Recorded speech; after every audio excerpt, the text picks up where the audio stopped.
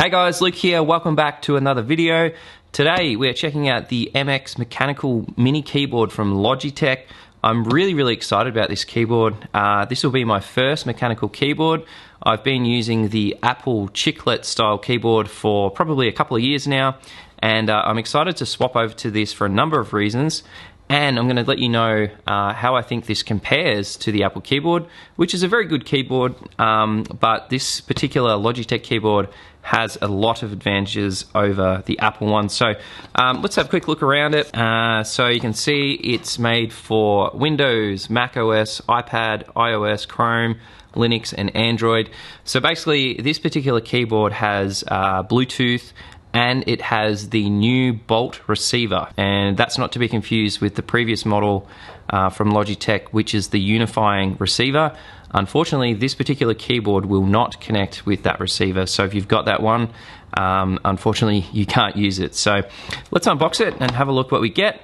This particular keyboard comes in both the mini and also the full-size one. I wanted to get the mini to save a bit of space on my desk.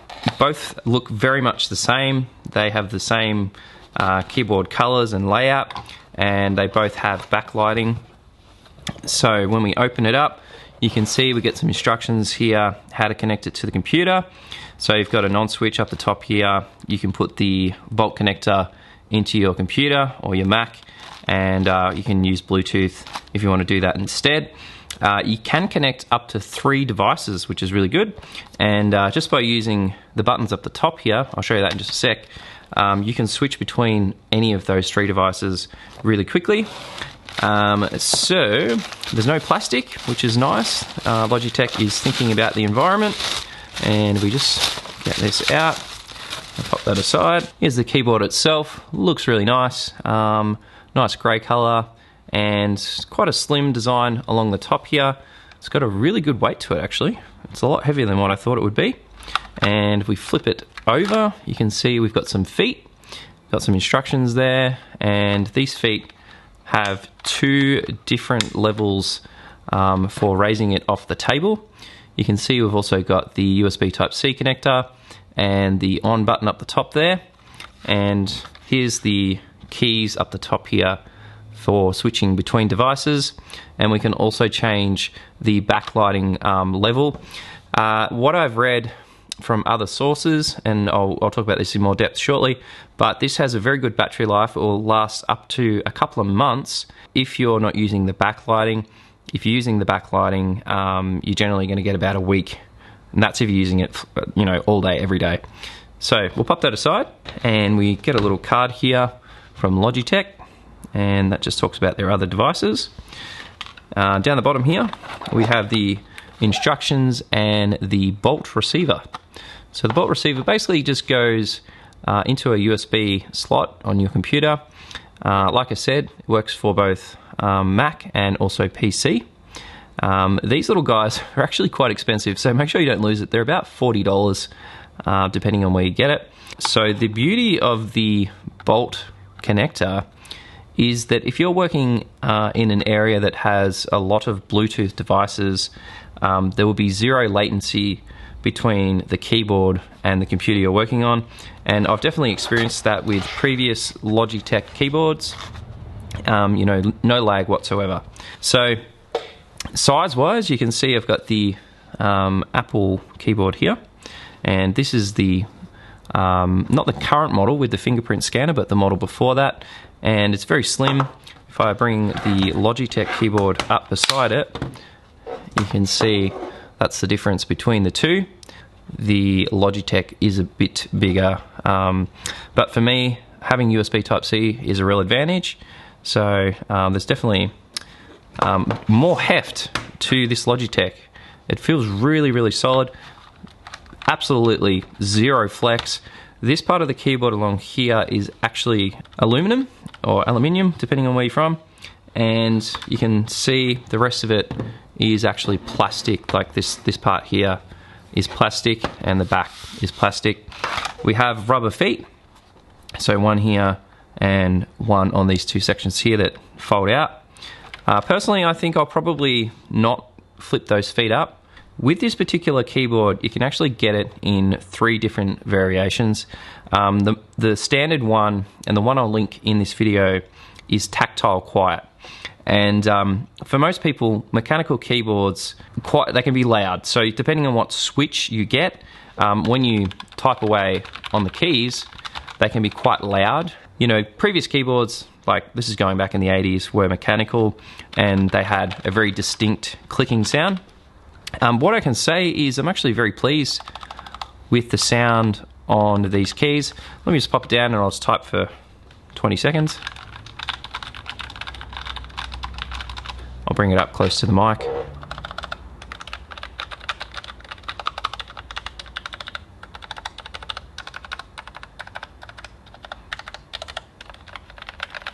Okay, key travel is actually really good.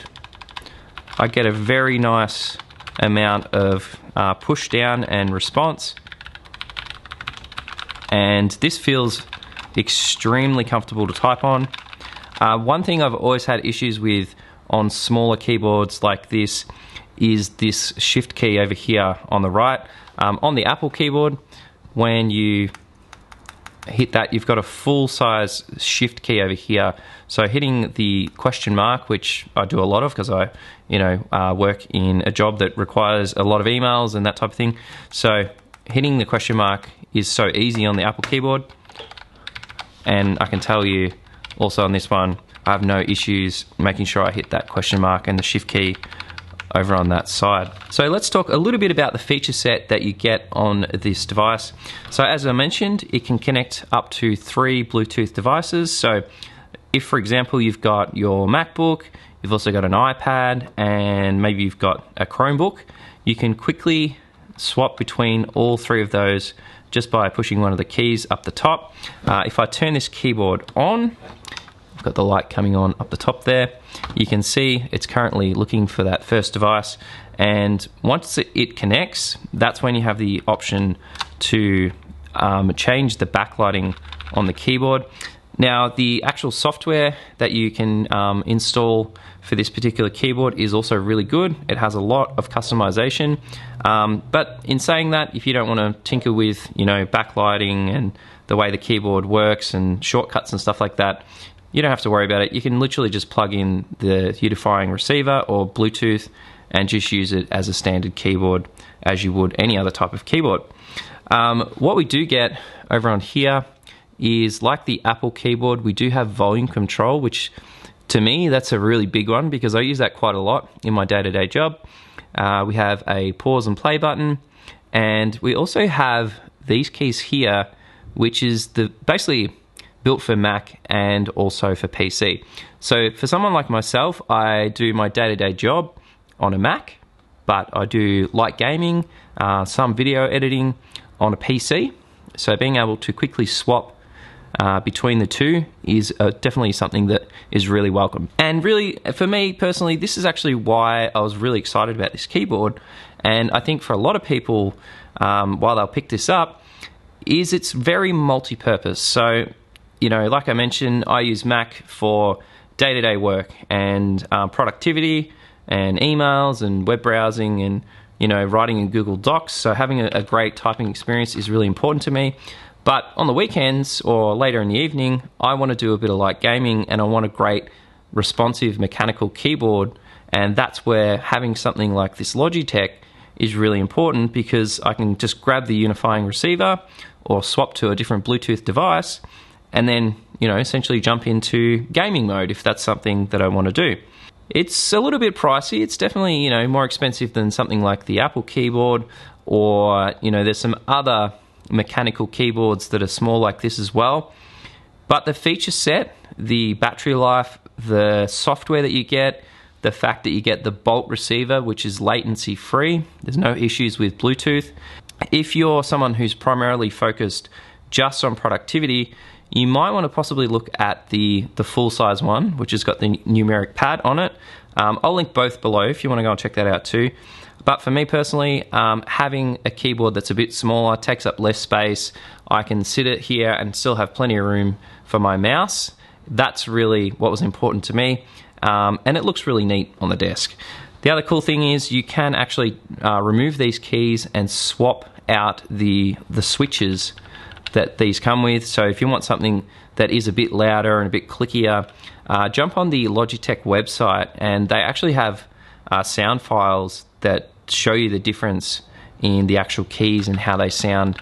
But personally, I think this one is perfect. Like, this isn't going to keep my family up at night when I'm deciding to, you know, play games with the boys or something like that, but still extremely responsive. So I hope you enjoyed this video, guys, and I hope it helped you to make an informed decision about buying this keyboard. And I'll leave it there, and if you've got any questions, just let me know. Thanks a lot. Cheers.